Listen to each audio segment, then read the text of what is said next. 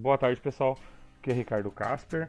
Então vamos dar início aqui a um novo curso aqui de eletrônica no nosso canal, eletrônica digital. E com isso eu quero trazer também algumas montagens e alguns projetos aí para o nosso canal aí ter um diferencial em eletrônica, ok? Então vamos abrir aqui nossa apresentação. Montei uma apresentação bem pequenininha aqui, vai descrevendo pelo menos a parte inicial aqui para ter um conhecimento básico, né? Deixa eu maximizar aqui. Então aqui a nossa eletrônica digital. Ela é a parte da eletrônica que se dedica ao estudo dos circuitos que processam variáveis digitais, onde as variáveis digitais são todos os sinais que entram e saem de um circuito eletrônico digital.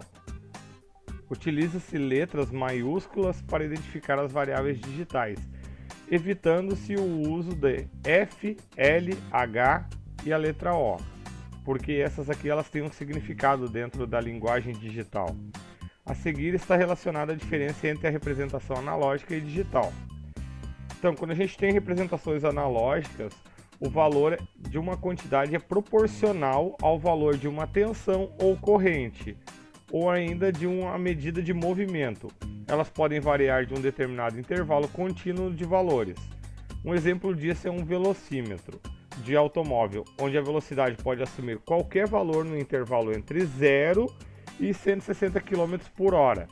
De modo similar, a tensão de saída de um microfone pode estar em qualquer ponto de um intervalo de 0 a 10 mV.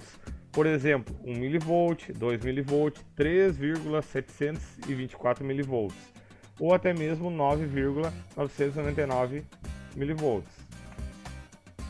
Então aqui as grandezas analógicas são aquelas que na passagem de um valor para o outro, obrigatoriamente assumem todos os valores intermediários de um determinado instante de tempo.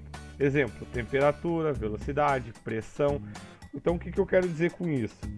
Que a grandeza analógica, ela não consegue passar, por exemplo, do estado 0 para o estado 1 sem usar os valores intermediários, 0,1, 0,2 e assim por diante.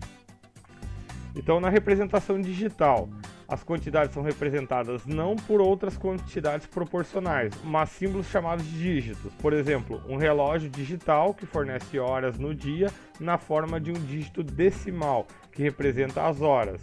Os minutos, às vezes, segundos. Em outras palavras, esta forma de representação digital das horas do dia varia passos discretos, quando comparado com a representação fornecida a um relógio analógico, em que as mudanças no mostrador ocorrem de modo contínuo. A diferença principal entre as formas de representação analógica e digital pode ser simplesmente simbolizada da seguinte maneira. A analógica, então, ela é contínua, ela vai passando um por um dos dígitos, né? Como eu comentei, ela não vai do 0 para o 1, ela vai 0,1, 0,2. E a digital é discreta, ela simplesmente passa de um estado para o outro, ou seja, do estado 0 para o estado 1. Então aqui as grandezas digitais são aquelas que só podem assumir dois estados distintos e inconfundíveis e nas quais a transição entre os estados é tão rápida que se caracteriza como fenômeno transitório. Exemplos: um interruptor, o relé e a lâmpada. Então ali, esses três itens, eles só têm dois estados, ou eles estão ligado ou desligado, fechado, aberto, com tensão, sem tensão, sim, não, 1, 0, alto, baixo, high e low. Ali do inglês, então, high e low significa a mesma coisa que alto e baixo. Então aqui, ó, como obter uma variável digital. Então aqui eu dei um exemplo com poucos componentes. A gente tem ali então uma montagem do circuito, variável T. Quando o circuito está aberto, ou seja, o botão está sem pressionar, a variável T vale a tensão. Ela pode ser 12 volts, 5 volts, ou o equivalente a digital vale 1. E quando o circuito fechado, o botão pressionado, a variável T é igual ao GND ou 0. Então, usando uma porta, a variável P, circuito aberto, então a porta está aberta, P vale igual a tensão, ou seja, mais V, 12 volts, 5 volts, que é a mesma coisa que 1 em digital. Circuito fechado, porta fechada, então a gente tem corrente, automaticamente P vai ter o valor de GND, que é igual a 0. Então é assim que a gente consegue obter uma variável digital. Eu tenho aqui então um circuito feito no Proteus, para a gente poder simular isso aqui, um circuito bem simples. Então o meu mais V está equivalente a 5 volts em ambas as montagens. Aqui então minha representação da porta e aqui minha representação do botão. Então vou dar um play na simulação aqui embaixo. Ele já partiu então com o valor da porta em 1 e do botão em 1 também. Por quê? Porque eles estão abertos. A minha corrente só pode fluir nesse caminho aqui. E mesma coisa do lado de cá. Quando eu fecho o circuito, a corrente segue este caminho aqui. Automaticamente minha variável aqui da porta vale 0, que é o equivalente a 0 volts. Se eu abro a porta eu tenho 5 volts e a variável vale 1.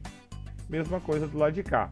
Quando eu estou pressionando o botão, a minha variável vale 0, ele está representado ali com 0 volts. E quando eu solto o botão, ela vale 5 volts, que é o equivalente a 1. Então, em digital, a gente trabalha com a situação da variável e não das tensões. Eu botei os voltímetros aqui embaixo só para ficar mais exemplificado. Então, para nós aqui, o que vai importar é se ela vale 1 ou se ela vale 0. Ok, pessoal?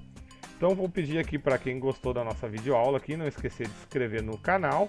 Tem bastante videoaulas aqui, algumas de mecânica, concertos eletrônicos, CNC, Java, tem alguns projetos aqui que eu fiz no SolidWorks. Então tem bastante coisa aqui no canal. Vou pedir para vocês se inscrever, marcar o sininho ali para toda vez que tiver um vídeo vocês ficarem sabendo, receber uma notificação. E principalmente aí, dar um gostei no nosso vídeo aí e compartilhar com seus amigos aí, ok? Um abraço e tchau!